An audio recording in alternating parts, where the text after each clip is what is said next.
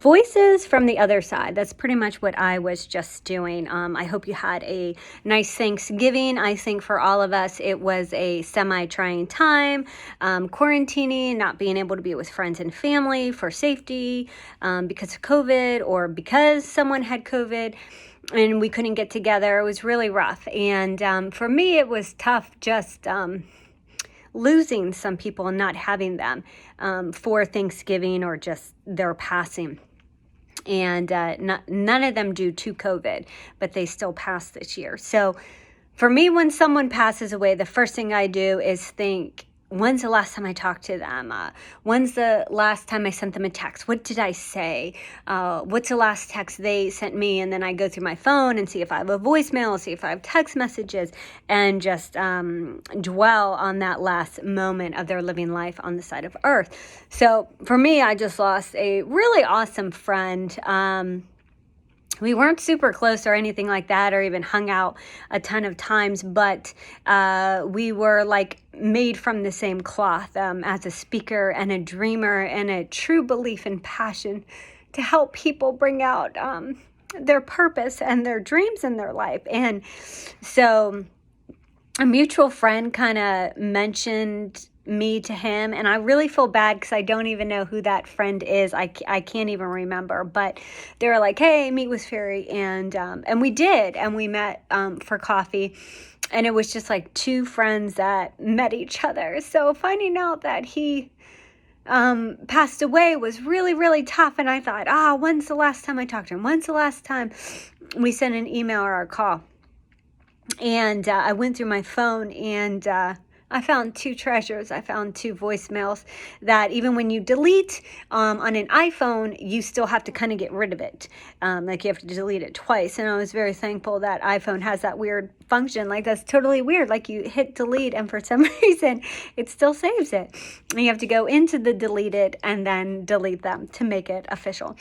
So I was really glad for that quirky thing. And I was just listening to his voice while I was trying to work here on one of my kid books. I'm finalizing Wacky Jackie. Wacky Jackie honors the spirit of an extrovert and the heart of an extrovert who sometimes is not understood in life.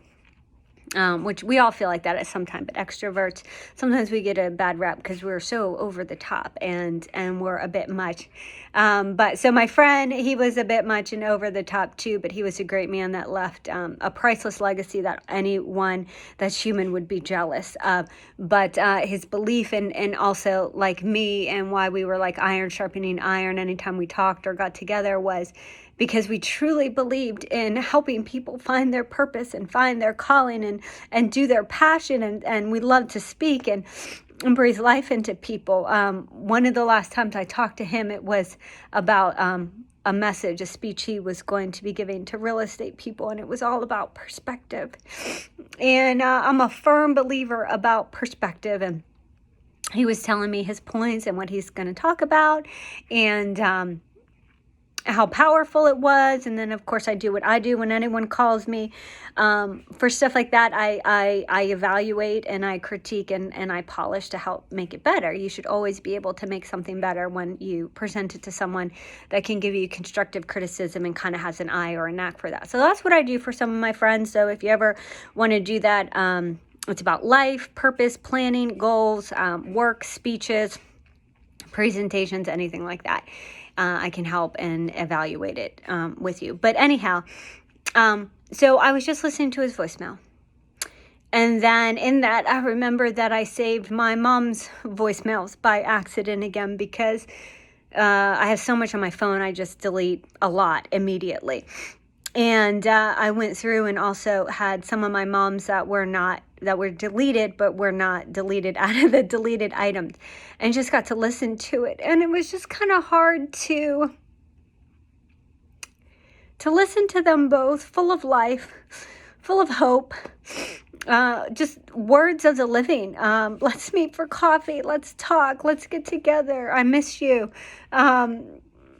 Tell your boys I love them. And just stuff like that. And it was tough because it was both of them talking about the present and getting together and doing stuff and thankfulness. And it's tough knowing that they're both on the other side, but that's one thing that I know, that I know, that I know, that I know. And I know that Chuck Bellina and my mom, Zenaida Quintana, are in heaven, are in glory. And that's something both of them also didn't waver with. And that's the belief that there is heaven. And when we receive Christ in our life and accept him into our heart, and know that he paid for our mistakes and our mess up and all the bad we've done and all the bad we're doing and all the bad we will do, we still have heaven because of him. And they both didn't waver on that. They knew that they knew that they knew, until their very last moment of breath, until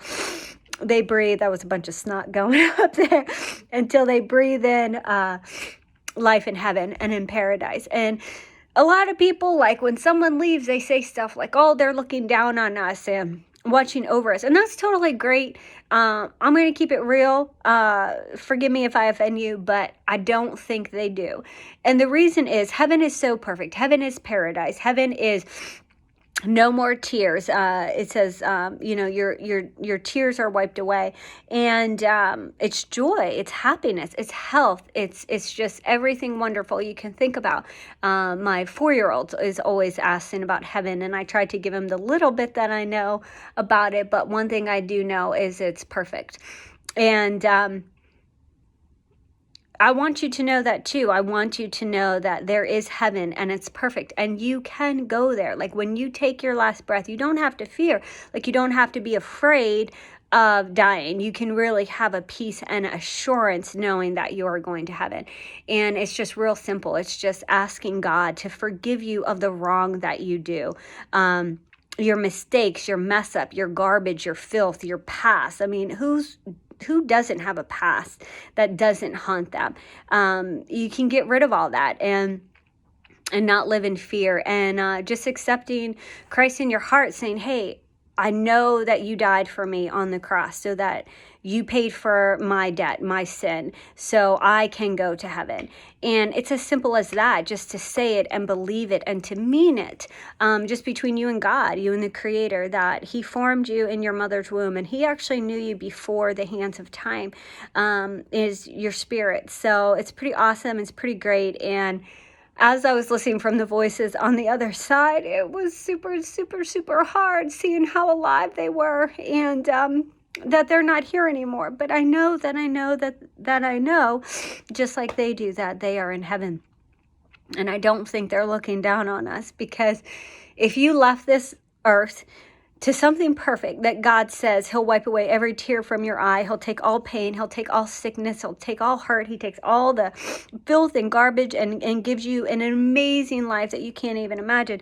You're not, as a human, going to be able to look down and be like, oh, Jimmy, oh crap, Jimmy's doing this now, and oh, my daughter, I told her, not to be with that guy, now I got to go back down there in a ghost spirit. So no, I don't think they look down on us and keep looking at this garbage. I just don't. It's me. But I do know that there's things we also don't know.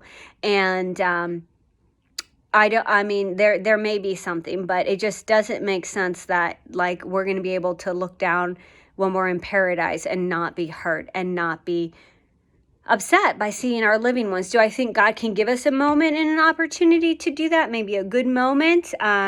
Maybe in a celebration. Yeah, I do think that. But as a whole, just like looking down from a cloud as you're wearing a white robe and having a harp, no, that's not at all what heaven is. Heaven is basically your perfect life that you ever wanted, your perfect body that you ever wanted. No sit-ups is up there. And there's such peace and there's such joy and there's such calm and there's also such an all-knowing. That's how you can see someone in heaven and you just know who they are. You just know things in heaven.